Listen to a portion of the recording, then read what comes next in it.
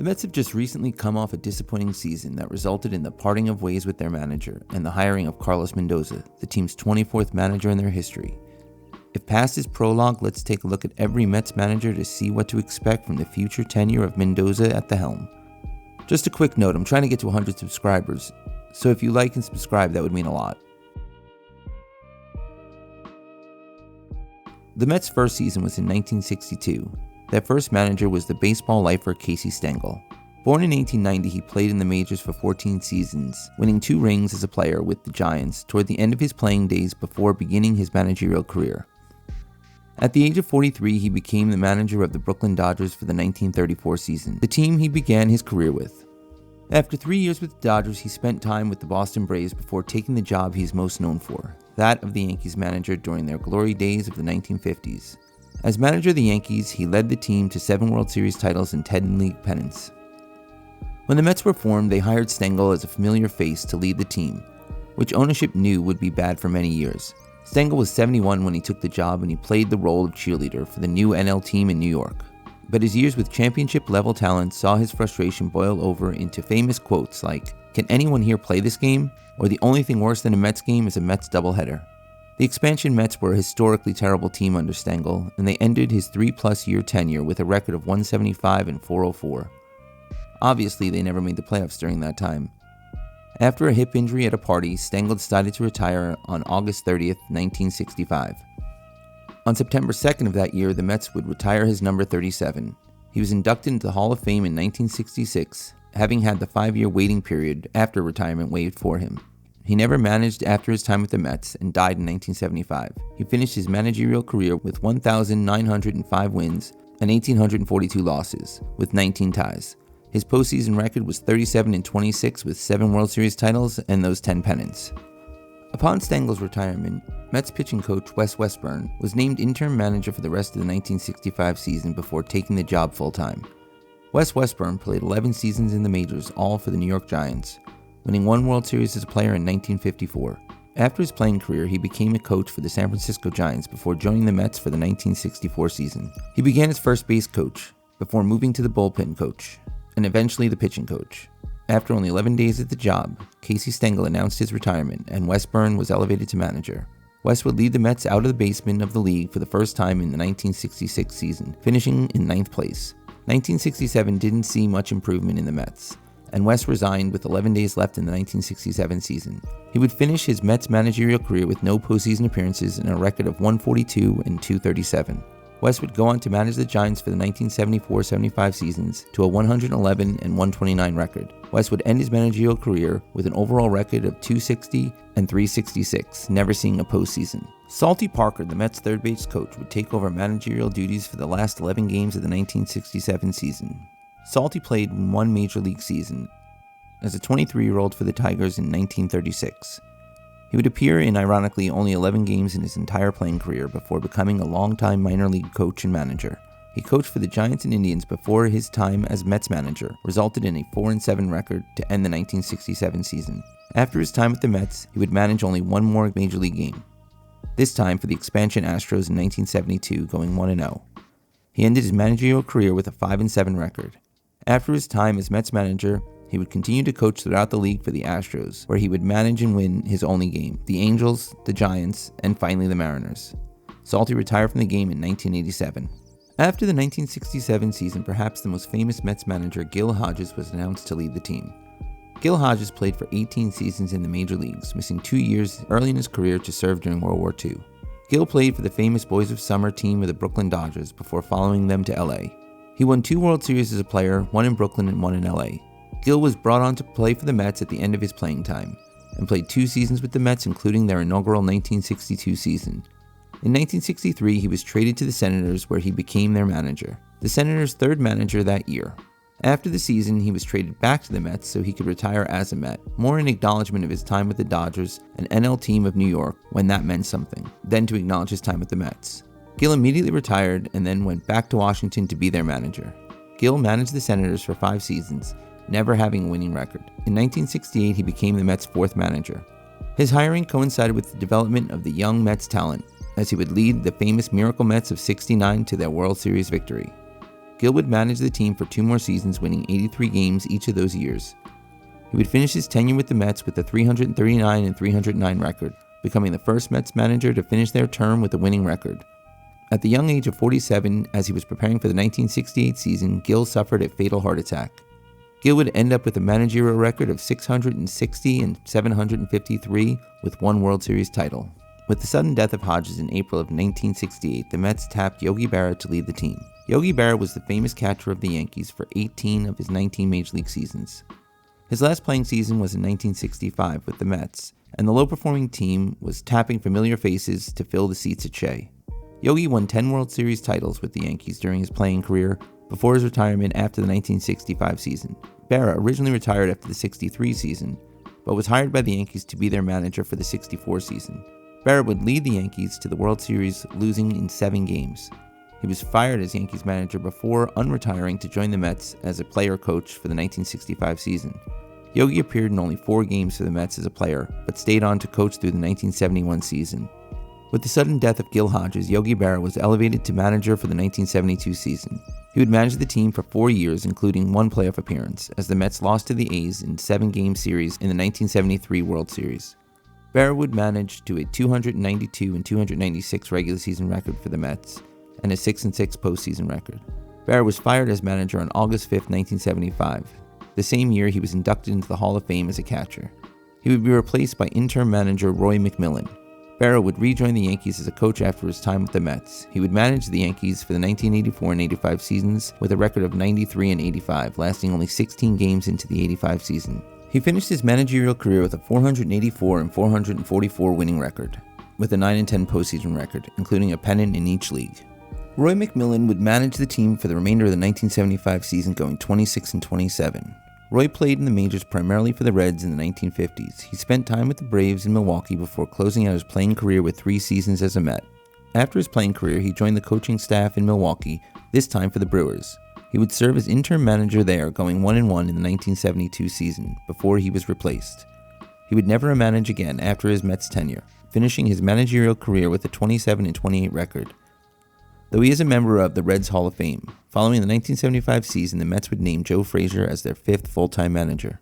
Joe Frazier played in 4 Major League seasons, 1947 and then for the 54 through 56 seasons. An unremarkable player, Joe moved to manage in the minors for the Astros before joining the Mets organization in 1968. In his role as minor league manager, he would lead the Mets minor league affiliate Tidewater Mets to the International League Championship in 1975. Following his success in the minors, Frazier moved to the big club. He would see some success as the team improved to 86 wins for the 76 season. But after a poor start to the 1977 season, Joe was fired after 45 games. Frazier accumulated a 101 and 106 regular season record. Joe would return to managing in the minors, this time for the Cardinals organization. With the departure of Frazier, the Mets would again need a midseason replacement as manager. Frazier was replaced with a much more famous Joe, Joe Torre. Joe Torre was not the esteemed manager he is thought of today in 1977. Torre had an 18-year career in the majors, winning an MVP award with the Cardinals in 1971. He would finish his career as a Met, playing with the team for the 1975 through 77 seasons. At 36, Torre became a player-manager for the Mets, replacing Frazier. Appearing in only 26 games that year in the field, he would continue as their manager through the 1981 season.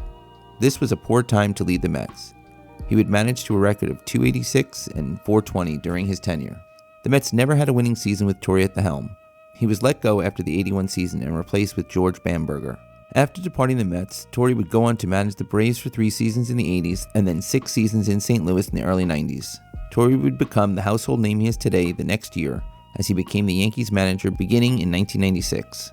This would be the first year of the Yankees dynasty, as Torre would lead the team to 4 World Series titles in 5 years and 6 AL pennants in his 12 years on the Bronx. After leaving the Yankees, he would manage the Dodgers for 3 seasons just before they became the dominant force in the National League. After leaving managing behind, Torre would take a job in the league offices. Torre would end up managing for 29 years, accumulating a winning percentage of .538 with 4 World Series rings. George Bamberger was hired to replace Torre for the 1982 season and would serve as the Mets manager for 2 years. Bamberger played in only 10 games over 3 seasons at the Major League level, though those 10 games spanned an entire decade. He made his debut in 1951 for the New York Giants and played his final game in 1959 for the Baltimore Orioles. Following the end of his major league days, he would play or manage in the Orioles minor league system in the early 60s. He would eventually become the pitching coach for the Orioles during their powerhouse days of the late 60s, early 70s. In 1978, he was given his first shot at managing in the majors by the Milwaukee Brewers, where he would manage for 2 seasons to a 188 and 135 record over the 1978 and 79 seasons. After a heart attack in 1980, he would manage the team for only 92 games. The Mets GM at the time was a former Orioles executive and hired Bamberger to manage the team in the middle of the long rebuild. He would finish his year-plus stint with an 81 and 127 record. After a poor start to the 83 season, Bamberger would resign on June 3rd. The Mets would replace Bamberger with another interim manager, Frank Howard. Bamberger would find his way back to Milwaukee for the 1985 season, rejoining the team as their manager for 2 seasons. He would end up winning 71 games in each of those years, and then hung it up for good with about a week left to the 1986 season. Bamberger's final stats as a big league manager were 458 and 478 over parts of 7 years. With the Mets still in rebuild mode, the interim manager for 1983, Frank Howard, would only serve that one season. He would finish with a 53 and 64 record. Frank had a 16-year major league career, mostly with the Dodgers and Senators. After he retired in 1973, he moved into a managerial position in the minors for the Brewers organization. Howard would coach for the Brewers during the Bamberger tenure in Milwaukee, before leaving to become the Padres manager for the 1981 season. He would manage the team for only that one season before joining the Mets as a coach for Bamberger. After Bamberger's departure, Howard would take the reins to complete the season. With the end of the season, the Mets would look to find a permanent replacement for the 1984 season. After leaving the Mets, Howard went on to coach for various teams through the 90s, including a return to the Mets from 1994 through 1996 as their hitting coach. He settled with the Yankees as a player development instructor until his final retirement after the 2008 season. For the 1984 season, the Mets were at the end of their rebuild and ready to compete. To lead their young core, they brought in perhaps the best-known Mets manager, Davey Johnson.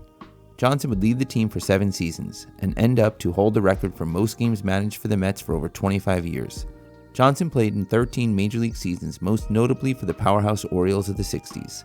He would win 2 rings with the O's and play in 4 World Series.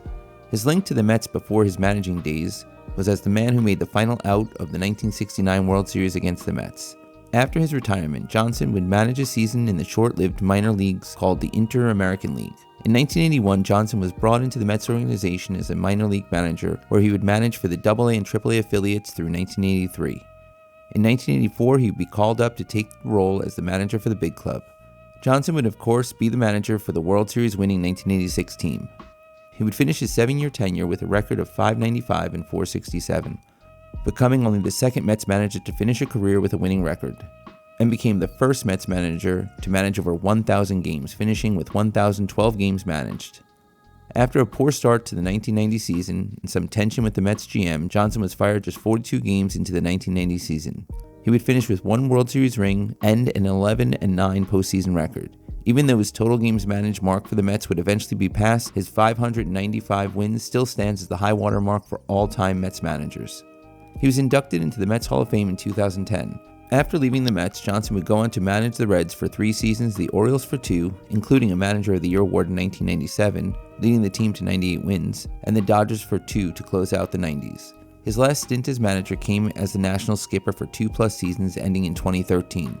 He would again win Manager of the Year, this time in 2012, as the 98-win Nationals team would make the postseason for their first time in Washington.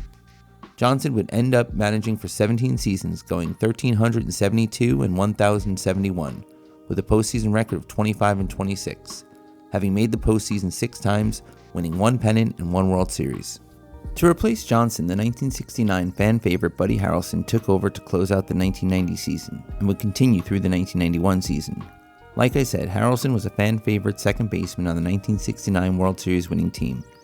He played 16 Major League seasons, 13 of them with the Mets. He played in 2 playoffs and won 1 World Series ring. After retiring in 1980, Bud was hired by the Mets as a minor league coach. He would be elevated to the big club when third base coach Bobby Valentine took the managerial job with the Rangers during the 1985 season. Harrelson would continue as Mets coach until he replaced Davey Johnson as the manager during the 1990 season. The Mets would finish with 91 wins that year, and he would be brought on as permanent manager for the 91 season. With the team's second half collapse, Bud was fired with about a week left in the season, being replaced with Mike Cubbage. Harrelson would never again manage or coach in the big leagues, but did end up owning his hometown Long Island Ducks, an unaffiliated minor league team in the suburbs of New York City. Harrison would end his managerial career with no postseason appearances and a 149 and 125 record. Mike Cubbage, the man who replaced Harrison with a week to go in the 1991 season, would not lose his interim title and only manage those 7 games, going 3-4 to end the season. Cubbage had an 8-year major league career with the Rangers and Twins, ending his playing days in 1980 with the Mets. Cubbage never saw the postseason in his playing career. After retirement, he became a minor league manager for the Mets beginning in 1983, managing at every level. Cubbage became the Mets' third base coach in 1990 before taking on this interim title role to close out the 91 season. He would never manage in the bigs again after leaving the Mets. Cubbage would serve several roles for the Red Sox organization, even seeing an interim manager position during a spring training game in 2002. As the Mets' great teams of the 80s was breaking up, the Mets moved to hire a veteran big league manager, Jeff Torborg, to lead the team. Jeff Torborg began playing in the majors in 1964 and would play in the majors for 10 seasons, all in California for the Dodgers and Angels. He never made the playoffs and retired after the 1973 season. Torborg began his managerial career in 1977 for the then-named Cleveland Indians. He managed the team for 3 seasons before being let go during the 1979 season. He immediately picked up with the Yankees, serving as a coach through the 1988 season. In 1989, he became the manager of the White Sox and led them through 2 winning seasons out of the 3 years he was there, winning the American League Manager of the Year in 1989. In 1992, he was hired by the Mets to be their 10th full-time manager. This was the fabled worst team money could buy team. Torborg would spend only 2 seasons with the Mets, going 85 and 115 during his 200-game run as manager. He wouldn't reach the playoffs with the Mets, and was fired 39 games into the 1993 season after a 13-25 record. After leaving the Mets, Torborg moved into the broadcast booth for the rest of the century, even doing color commentary for 3 World Series. Jeff would return to the dugout in 2001, leading the Expos for a season, and followed the ownership to Florida after an expensive game of musical chairs. He led the Marlins for part of 2 seasons, being fired 38 games into the team's 2003 championship run. After leaving managing behind for good, Torborg went back to the booth to close out his professional career. During the disastrous Torborg era, the Mets turned to another season's manager, Dallas Green, as their mid-season replacement. Dallas Green would lead the Mets until the end of the 1996 season. Dallas would end up with no postseason appearances and a record of 229 and 283. Green had an 8-year major league career, mainly for the Phillies, but he did spend the 1966 season with the Mets towards the end of his career. He never made the postseason as a player. After his retirement in 1967, Green would immediately move into a position as minor league manager for the Phillies. He would hold various positions throughout the organization through the 70s. In 1979, he was given the job of manager of the Phillies. He would spend part of 3 seasons in that role, leading the club into the postseason twice, and winning it all in 1980. After the 81 season, Green left Philly to become the GM of the Cubs. As Cubs GM, he would lead the charge to install lights at Wrigley. In 1989, he returned to the dugout as manager of the Yankees. He lasted only 121 games and was fired after completing only part of 1 season. Green joined the Mets organization in 1991 as a scout and ascended to the position of manager in 1993. The Mets were rebuilding at the time, and Dallas found little success with the club. After his departure from the Mets, with about a month left in the 1996 season, Green returned to the Phillies, where he would serve various roles for the rest of his professional life. Dallas would complete his 8-year managerial career with a 454 and 478 record, having gone to the playoffs twice and winning 1 World Series. To replace Green to close out the 1996 season, one of the most outspoken Mets managers was tapped to take on the job, Bobby Valentine. Valentine had a 10-year Major League journeyman career, playing for the Mets for 2 seasons in the 70s before retiring after the 1979 season. Valentine never made the playoffs as a player. After his playing career, Valentine joined the Mets organization as a coach before leaving to become manager for the Texas Rangers early into the 1985 season. He stayed with the Rangers for part of 8 seasons, until being fired during the 1992 season. He finished his time with the Rangers with a 581 and 605 record, finishing second in the Manager of the Year voting for the 1986 season. The Rangers never made the playoffs under Valentine. After his departure, he returned to the Mets to manage their AAA affiliate for the 94 season. Valentine took on a new challenge for the 1995 season as he moved to Japan to manage for a year. He was fired after only 1 season despite having a winning record. He came back to manage the Tides once again for the 96 season and was promoted to the Mets manager with a month left in the season. Valentine led the Mets to the playoffs twice and to the 2000 World Series, the only pennant of his career. Valentine would go on to have a regular season record of .536 and .467 over his 7 seasons with the Mets. He also posted a playoff record of 13-11. He was the first manager to lead the Mets to 2 consecutive playoff appearances, but his brash style combined with the slumping team led to his departure after the 2002 season. Valentine would return to manage in Japan after his time with the Mets. He would go on to lead his team, the Chiba Lotta Marines, to their first Japan Series win since 1974. After his firing in Japan due to conflict with the front office, Valentine would take a job with ESPN. He would stay with the network until he took over the Boston Red Sox for the 2012 season.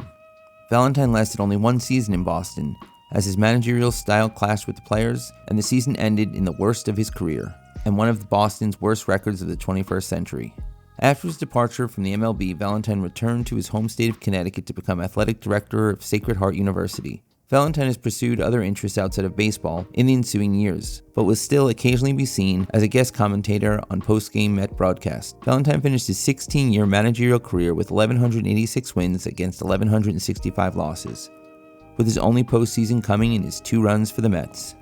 Following the 2002 season, Valentine was let go, and the Mets would reach out to hire Art Howe from the A's. The Moneyball A's had made known that they were willing to part ways with Howe despite his on-field success. This was in the days before the book Moneyball had exposed the inner workings of the A's that season. Art Howe had an 11-year Major League career, playing primarily for the Houston Astros. He appeared in the playoffs 3 times in his playing career, but never made it to a World Series. After his retirement in 1985, he joined the Texas Rangers as part of the coaching staff under Bobby Valentine. After a 3-year stint in Houston, he was tapped for his first shot at a big league managerial position with the Houston Astros. Howe managed the Astros for 5 years, before they became a powerhouse in the late 90s. He was fired and replaced with Terry Collins. After his departure from the Astros, Art became a scout for the Angels, then spent a season as bench coach for the Rockies. Howe was brought into Oakland for the 1996 season to replace longtime manager Tony La Russa. Art would spend 7 seasons in Oakland, and after a few seasons of growing pains, he led them through their early Moneyball success, including 2 100-plus win seasons and 3 playoff appearances. He would post a 6-9 postseason record, having lost 3 consecutive ALDS Game 5s. While not fired from the A's, the Mets were only able to hire him because the A's wanted to move on and replace him with a more Moneyball-friendly bench coach, Ken Maka. Art would lead the Mets through the 2003 and 2004 seasons to a record of 137 and 186. After the 2004 season, Art was let go. After his time with the Mets, he would never again manage. He would go on to coach in the Phillies and Rangers organizations. Howe finished his 14-year managerial career with 1,129 wins and 1,137 losses, having appeared in the playoffs only the 3 times he went with Oakland. At the conclusion of the 2004 season, the Mets would hire their 14th full-time manager, Yankees bench coach Willie Randolph. Willie Randolph had an 18-year playing career primarily for the Yankees, though he did play his last season in the Bigs with the Mets in 1992. After he retired, he took a coaching job with the Yankees. He served various roles with the Yankees for 11 seasons until being hired by the Mets for the 2005 season. Willie took over the Mets just as they were coming out of a rebuild and led the team to the playoffs in 2006. The team would win 97 games that season but get bounced from the playoffs in the NLCS. Randolph would continue to manage the Mets until being fired in 2008 unceremoniously after deboarding a plane to begin a West Coast trip. Randolph saw success, but was also manager for one of the worst late-season collapses in baseball history during the 2007 season. Randolph would never manage again in the majors. He would finish his time with the Mets with a 302 and 253 record and a postseason record of 6-4. His .544 winning percentage as manager of the Mets ranked second all-time for the team. Randolph would go on to become the Brewers bench coach after leaving the Mets. He would then join Buck Showalter's staff in Baltimore as his bench coach for the 2011 season. He has gone on to coach and manage for Team USA at various levels, including the World Baseball Classic in 2012. In 2015, Randolph was honored with a plaque at Yankee Stadium's Monument Park. As the Mets were his only managerial job, his record with the Mets represents his entire managerial career and numbers. With the Mets trying to unsuccessfully avoid a second consecutive late-season collapse, the fired Willie Randolph would be replaced with his bench coach, Jerry Manuel. Jerry played in only part of 5 big league seasons during his career, but did reach the postseason once with the Expos in 1981. After his retirement in 1982, Jerry began to scout for the White Sox. He would spend the next decade with the Expos organization as a minor league coach until being given his first managerial position with the Expos minor league AA affiliate, where he won Manager of the Year. He would then move to the AAA team and finally get back to the majors as the Expos' third base coach during the 1991 season. In 1997, he joined Jim Leyland's staff as the bench coach in Florida, where he'd be part of the World Series winning team. The following year, Jerry would finally get his chance to manage at the big league level, having been hired by the Chicago White Sox. He would manage the team for 6 seasons until 2003, and depart only 2 years before they would win the World Series in 2005. He would manage the team during the 2000 playoff appearance and win Manager of the Year. After his time with the White Sox, he would join the Mets as a coach under Willie Randolph for the 2005 season. In 2006, he became the bench coach and held that position until he was elevated to manager after the firing of Randolph during the 2008 season. As stated, Manuel would not prevent the late season collapse of the Mets of 2008, but he would remain the team's manager through the 2010 season. Jerry would end his Mets tenure with a record of 204 and 213 while never reaching the playoffs with the Mets. Jerry's contract was not extended after the 2010 season, and he left professional baseball behind. Jerry would go on to become director of baseball operations for William Jessup University in California and bench coach for Team USA during the 2023 World Baseball Classic. Jerry would finish his 9-year managerial career with 704 wins and 684 losses. His postseason record was a disappointing 0-3, as he reached the postseason only once and was swept by the Mariners while managing the White Sox in the year 2000. After the 2010 season, the Mets would hire what would become their current longest-serving manager of their organizational history, Terry Collins. Collins would be the first Mets manager without any big league experience, though he did play 10 years in the minors for the Pirates and Dodgers. After retiring from playing, Terry would become a minor league manager in the Dodgers organization, beginning in Class A. He would move up to AAA as their manager until moving to the Pirates organization to manage their AAA affiliate in Buffalo. In 1992, Collins finally made it to the big leagues as the Pirates bullpen coach for the 1992 season. He would stay in that role through the 1993 season, before being given a shot as the manager of the Houston Astros, replacing the just-fired Art Howe. Collins would see success with the Astros, posting a winning record in each of his 3 seasons, but missed the playoffs every year. After being let go by Houston, Collins landed the managerial job for the Anaheim Angels for the 1997 season. He would manage the team for part of 3 seasons, posting a winning record for his first 2, but a disappointing 1999 campaign and a player revolt led to Collins resigning with a month left in the season.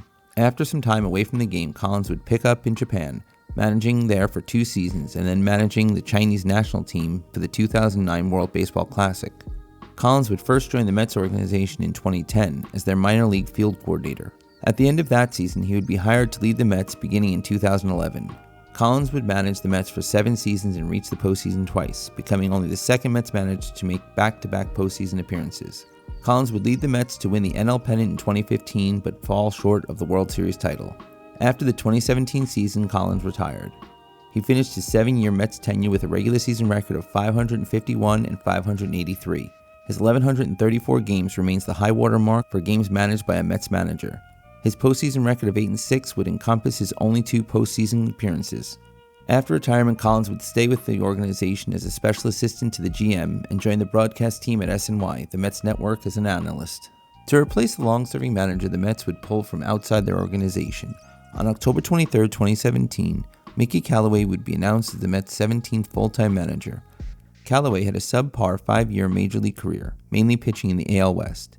He was a member of the 2002 World Series winning Anaheim Angels team, but never appeared in the postseason. After the 2004 season, his MLB playing days were over, and he took his talents to Japan, where he spent 2 years as an all-star.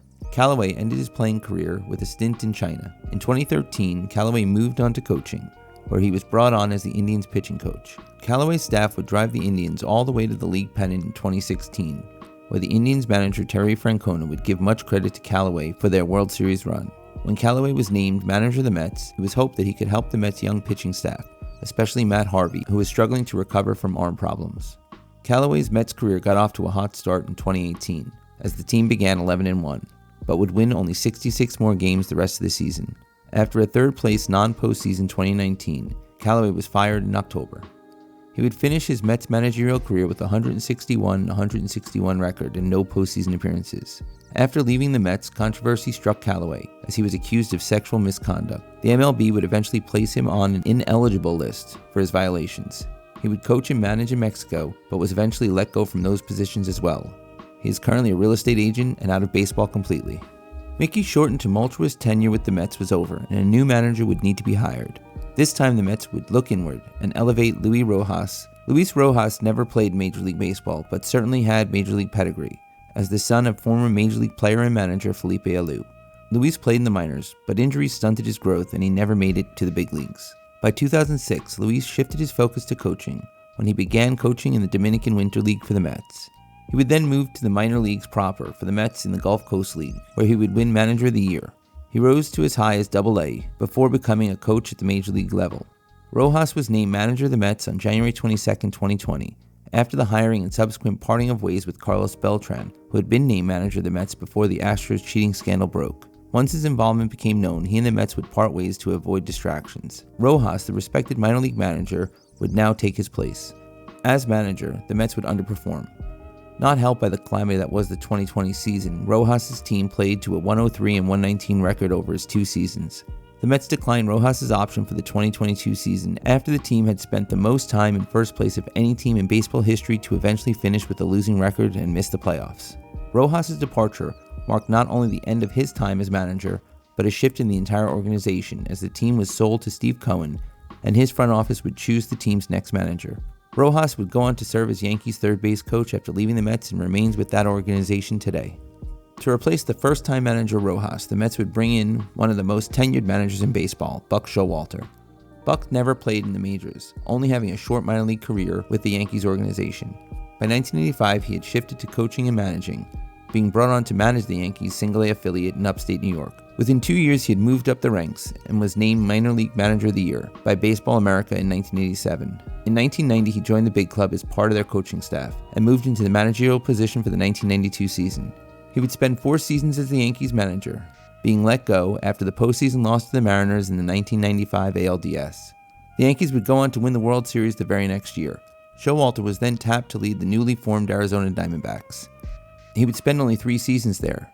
He would again be bounced from the playoffs in the division series, the one year they made it to the playoffs. The Diamondbacks would go on to win the World Series the year after Showalter's departure. He would then become an analyst for ESPN before spending 4 seasons as manager of the Rangers. Those Rangers teams would never make the playoffs. He would then join the Indians organization and return to ESPN before being tapped to take over the Orioles midway through the 2010 season.